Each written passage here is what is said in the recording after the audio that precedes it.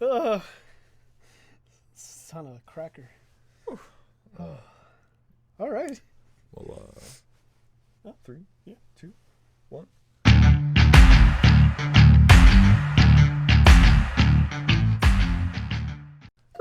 Welcome back. What's going on? So I'm just drowning here. Whatever. No big deal. I'm drowning. Help me, man, I'm drowning. I just need to get right there. Yeah, you were sharing before we started the live I think a that's little bit ago. You were telling me about this new song that came out. What's that about? So Julian Casablancas.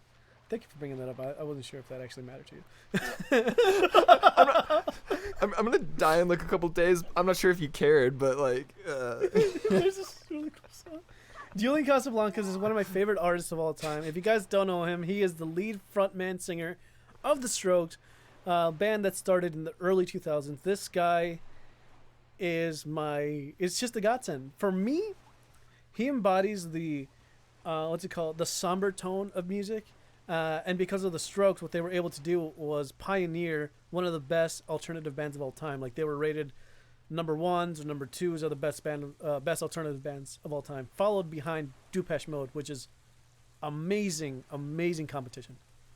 Anyway, Julian Casablancas has always been trying to re-innovate the sound industry for so long. Because he was with the Strokes, they pioneered such a wave of music similar to what the Beatles did, inspired a whole generation of musicians. The Strokes also did that, but more on the back front of rock and roll. Julian Casablancas started a band of his own called Julian Casablancas and the Voidz. But now, just recently, this has changed it to be the Voidz, because I guess he just took himself out. I don't know why, but they made a channel announcement for it. It was epic, and that happened. Anyway, they decided to... the band already has 2 albums out. First album has one of the best 10-minute songs encapsulating human emotions called Human Sadness. It is an epic journey of a song that just takes you through the chronology of a man. It's just freaking amazing. That whole album, I recommend it. The second album follows up pretty strong. However, there are like 2 or 3 songs that just make it to be like, why is it even on here? Like Pointlessness, the last song on the record, has a really good high note by Julian Casablancas, but just the song kind of amounts to meh. Other than that, the whole album is pretty good. And then Permanent High School was just like meh. I didn't really care for that song at all. Anyway, it's been a while since we heard from the band release new content, because it's been like 3 or so years since they released anything new. Grand Theft Auto has been out on the PS4 or whatever, Grand Theft Auto 5 or whatever, has been out for a while. They decided to make a song called Alien Crime Lord for the game. And as you know, in Grand Theft Auto, you have a music station. So what Julian Casablancas did, not only did he make his own record company called Cult Records that now endorses more of an alternative sound, something that will break through the mainstream. Because, you know, as we know, mainstream music, as we all are aware, it just sucks. What he's trying to do is just re-innovate the sound and make it more of an experience when you listen to music. So he started his own record company, which is freaking amazing. And he's got a big bunch listed names on there. Like, you got the Growlers, which is has been like an alternative kind of style sound to the Strokes, but more gritty, I would say, of a sound. There's a bunch of good bands on there. Anyway, just check out Cult Records on YouTube. There's a bunch of cool things on there. But what's more impressive is what Julian Casablancas was able to do with that record was to make it political.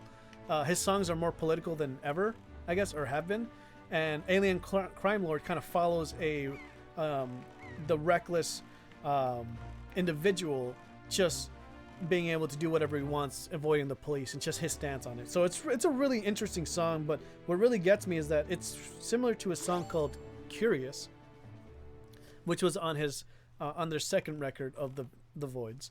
It's got that like this like synth octave beat that's really like in the background that like lingers in your ears. And this song similarly does that same thing, but it adds a hook and a chorus. I think that just I don't know, it really like does something to your ears, and I really like it. I really love this song, and like I said, I really want you to experience that song. You only got a little snippet of it, but just like the way that the sounds that they incorporate, as you know, like you have not only a synth sound to it, you have the guitars that are grungy and gritty on their like 2 separate tracks, but the synth and the overall bottom like octave beat to it, they're what carrying the song, and that's what's I think that's what's super interesting, because they're combining like a lot of elements into one thing, as it kind of sounds more like a Hindu, or like more like a I don't know how to put it, but more international kind of sound to it.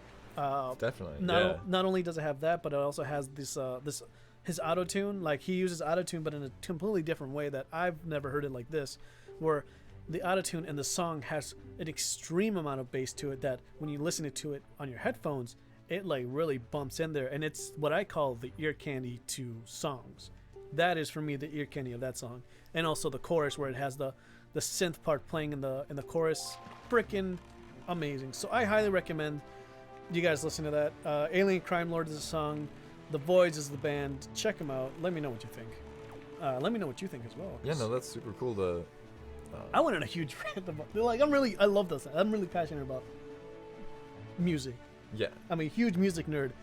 I hate it when people, like my sisters, that just listen to Mariah Carey's All I Want for Christmas Is You every single day. And they don't really, like, want to experience anything else. It's kind of like, I have a huge music playlist, or Christmas playlist. Let's listen to that. And they're like, but it sucks. I'm like, you don't even know. You don't even know. But it's interesting to see that that goes with anything. Like, to be able to... I love seeing... I love being human and being able to relate, because humans are best in just seeing patterns or recognizing patterns. And so to see, like, exactly what you're feeling in so many different other aspects, or not necessarily hobbies, but like other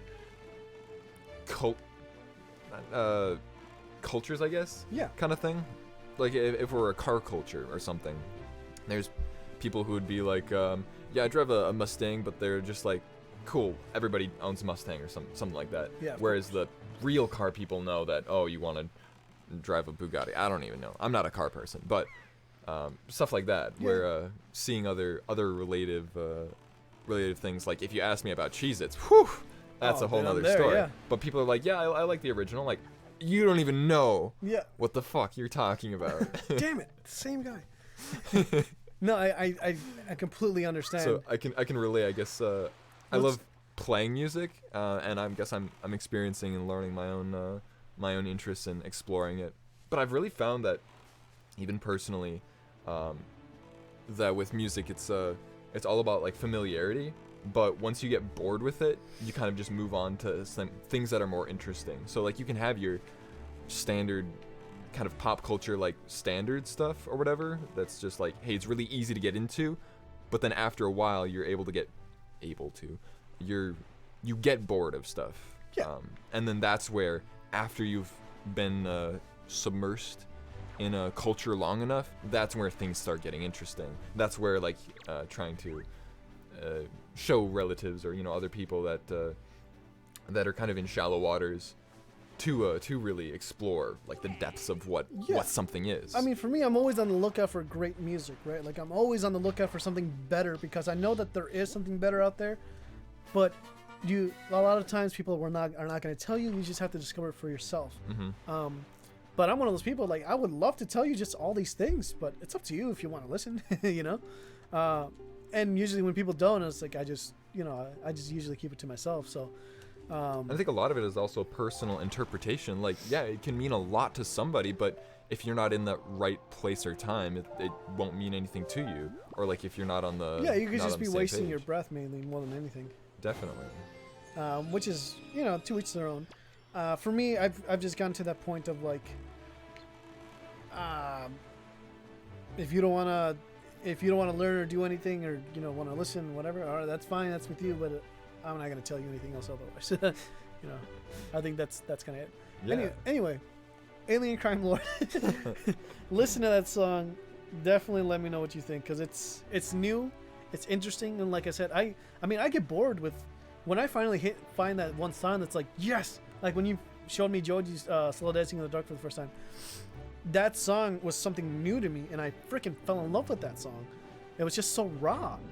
I'm always looking for something that is like that is just this raw filled journey of emotion of a song. And whenever I do find that, I get immersed with it for like a week. That's my new favorite song. And then after a while, I'm on the hunt again. You know, I'm looking for something else again. Yeah. But it's always, for me, it's always been music. Like, I don't mind listening to 50 different tracks, but I'm trying to find one that like is really gonna get me hooked onto something. And you're really able to kind of dissect it and find like what are the elements that are just the ear candy to you. Yeah. You know, do you have personal like things that you know that are like it's typically the synth, there's certain synth sounds that just make me Well, I love what they do. Anything can be ear candy. It's just how it's mixed, right? Mm-hmm. And how it's produced. I would say those two things are the biggest things, the biggest contributors to it. So, like I said, when you listen to that song, it's pretty apparent what's going to stick out to you, right? When you listen to a song, it's what sticks out to you and what's like tickling your ear, I guess, as it is. That's like making you, ooh, I really like how that feels to me. And that's what's going to make me listen to it over and over again. It's the secret to the industry, secret that's been out for a while. The mainstream, this is why I don't like pop music, the mainstream ear candy of pop music is just the vocals. That is what they consider ear candy, as in like the thing that sticks out the most, obviously the vocals. The music is always on the back burner. It's like the last thing that they're concerned about. As long as the vocals sound good, then everything else will sound good. But that's not necessarily the case. It's what's actually the content behind it that's going to be good, right? Because I always say, even if you have a great voice, you're not special, you know? Singers that are appearing up everywhere, it's not your voice that makes you special, it's how you actually use it and to express the music around you. I think that's what actually embellishes all that stuff. Hence ear candy and all that stuff, you know? Definitely. So that's my biggest rant of the music industry up to this point. That's why I love when I finally broke out of pop music and rap and whatever. I finally found something that I just don't understand how if you listen to it you won't like it. Like I've never met someone that I've shown someone something and they just haven't liked it. Like they've always like gone like, oh hell yeah, like I remember that song, you know, or like I totally understand what you're saying. Like if I show something like that I like, and if I show it to you, you can completely like not like it, but the main thing is to actually get a response from you saying, oh, that was interesting, you know, like that was something completely different. I've never heard this before. Yeah, and to just experience new things or broadening horizons would be a good. Which I'm never afraid to do, except for putting like sexual encounters, like butt stuff. That's not my thing. Anything else is full pedal to the metal. Nice. Anyway, that's a cool little rant that we went there. Yeah, let's see what's next on the topics. I'm maxing out rupees. That's what's up. Yeah, notice that. What can you buy? Oh, well, that looks like we'll have to answer that question in the next episode of the Chicken Brothers. Yeah. Los Pollos Hermanos. How are you still single? Bye! All right, later, bye. God.